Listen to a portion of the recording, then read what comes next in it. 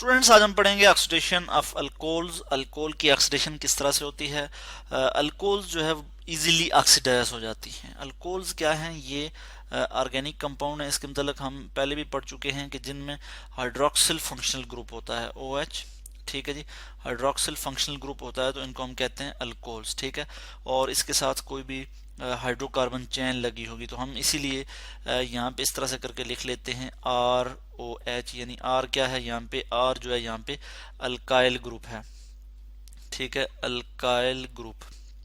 मैं इसको यहाँ पे आपको बता दूं किस तरह से होता है अल्काइल ग्रुप के। जैसे हमारे पास मीथेन है CH4, तो मीथेन से मिथाइल बनेगा, यानी जब हम इसमें से एक हाइड्रोजन लेस कर देंगे तो ये क्या बन जाएगा? ये मिथाइल बन जाएगा। ठीक है जी, मिथाइल। और ये मिथाइल जब इसके साथ जब ये OH आके लग जाएगा तो ये क्या बन जाएगा? मिथानोल। ठीक है, बल्कि हम यहाँ पे इस तरह से लिख लेंगे OH, तो ये क्या बन गया? मिथानोल। हमने क्या ऐड किया इसमें? OH हमने इसमें ऐड किया, हाइड्रो माइनस हाइड्रोजन किया, हाइड्रोजन को रिप्लेस किया और OH इसमें जो है हमने ऐड कर लिया, तो ये क्या बन गया? मिथानोल। और मिथानोल क्या है? ये अल्कोहल है। कौन सा ऑर्गेनिक कंपाउंड है? अल्कोहल। और ये OH जो है इसका फंक्शनल ग्रुप है। यानी फंक्शनल ग्रुप क्या होता है कि एटम या ग्रुप ऑफ एटम्स जो किसी भी ऑर्गेनिक कंपाउंड को करेक्टरिस्टिक्स केमिकल प्रॉपर्टीज दें, उन्हें हम कहते हैं कि वो क्या है जी? फंक्शनल ग्रुप है। ऑक्सीडेशन की अगर हम बात करें अल्कोहल की, तो अल्कोहल जो है वो इजीली ऑक्सीडाइज्ड होती हैं। अल्कोहल्स AlCOHOLS, अल्कोहल जो है वो हम कहते हैं कि इजीली ऑक्सीडाइज्ड होती हैं। ठीक है, ऑक्सीडाइज्ड।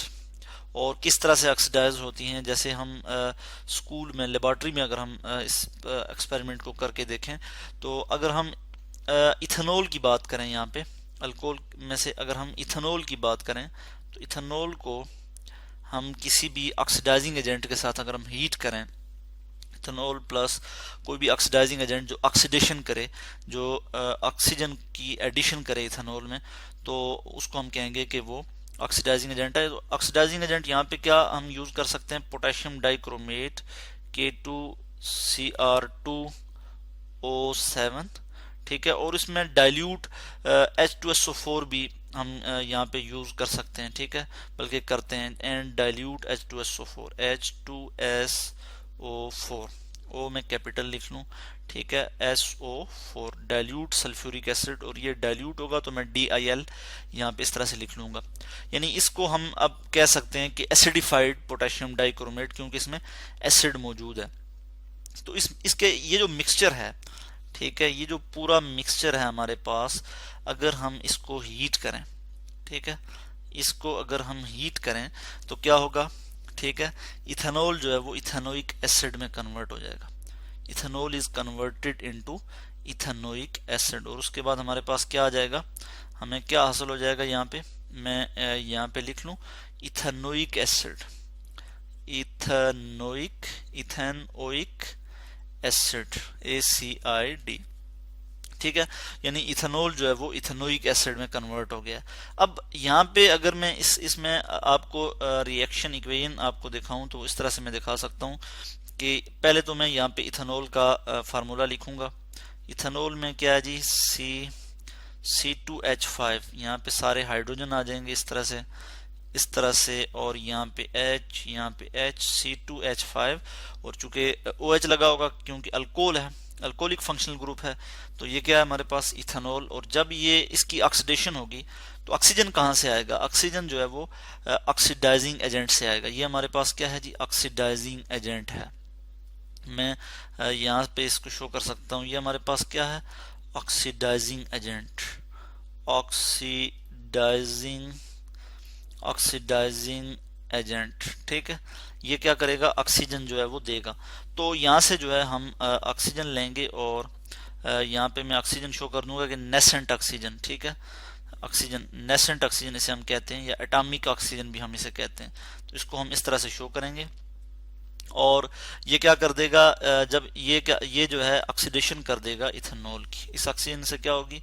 ऑक्सीडेशन। ठीक है, किसकी जी? इथेनॉल की। इसको मैं अब यहाँ पे ठीक करके लिख लूँ, और यहाँ पे हम देखेंगे कि हमारे पास क्या आ जाएगा? इथेनोइक एसिड आ जाएगा। इसी तरह मैं यहाँ पे लिख लूँगा कि CH3 और उसके बाद यहाँ पे मैं लिखूँगा कि डिफरेंट कलर से शो कर दूँ, C डबल बॉन्ड O और फिर OH तो ऑलरेडी है ही, ठीक है। तो OH ये हमारे पास क्या आ गया, इथेनोइक एसिड। कार्बन की वैलेंसी फुली सेटिस्फाई है, 1 2 3 4 और यहाँ पे 3 हाइड्रोजन कार्बन के साथ लगे हैं और ये कार्बन इसके साथ एक अपनी वैलेंसी सेटिस्फाई कर रहा है, एक बॉन्ड बना रहा है और साथ ही क्या बन जाएगा, प्लस वाटर H2O। तो इस तरह से यहाँ पे हम इसको बैलेंस करने के लिए, ऑक्सीजन को बैलेंस करने के लिए यहाँ पे 2 लगा देते हैं, ठीक है। तो यहाँ पे हम देख सकते हैं कि जो एसिडिफाइड पोटेशियम डाइक्रोमेट था जो कि ऑक्सीडाइजिंग एजेंट था, उसने इथेनॉल की ऑक्सीडेशन कर दी।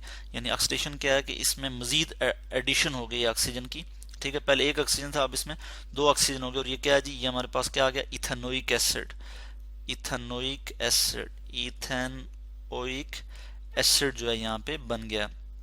अब यहाँ पे अगर हम देखें तो इथेनॉल जो है वो एज अ रिड्यूसिंग एजेंट के तौर पे एक्ट कर रहा है, ठीक है। किसके साथ, पोटेशियम डाइक्रोमेट के साथ, ठीक है।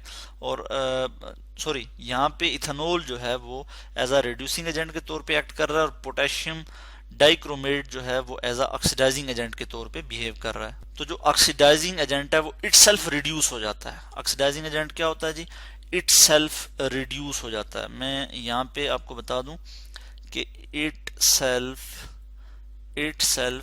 Reduced, oxidising agent itself reduced, जबकि दूसरे सब्सटेंस को जो है वो क्या कर देता है, ऑक्सीडाइज कर देता है। इसको हम इस तरह से भी कह सकते हैं कि उससे इलेक्ट्रॉन ले लेता है और जो है खुद जो है वो रिड्यूस हो जाता है और उसको जो है वो ऑक्सीडाइज कर देता है। या फिर हम इसको इस कंसेप्ट से भी देख सकते हैं कि ऑक्सीडाइजिंग एजेंट क्या करता है, ऑक्सीजन की एडिशन करता है, ठीक है। तो यहाँ पे क्या कर रहा है, इथेनॉल के साथ ऑक्सीडेशन कर रहा है। पोटेशियम डाइक्रोमेट की हमने बात की कि अगर हम इसमें डाइल्यूट सल्फ्यूरिक एसिड के साथ इथेनॉल और पोटेशियम डाइक्रोमेट और सल्फ्यूरिक एसिड का जो मिक्सचर है इसको हम हीट करें तो इथेनॉल की ऑक्सीडेशन हो जाती है।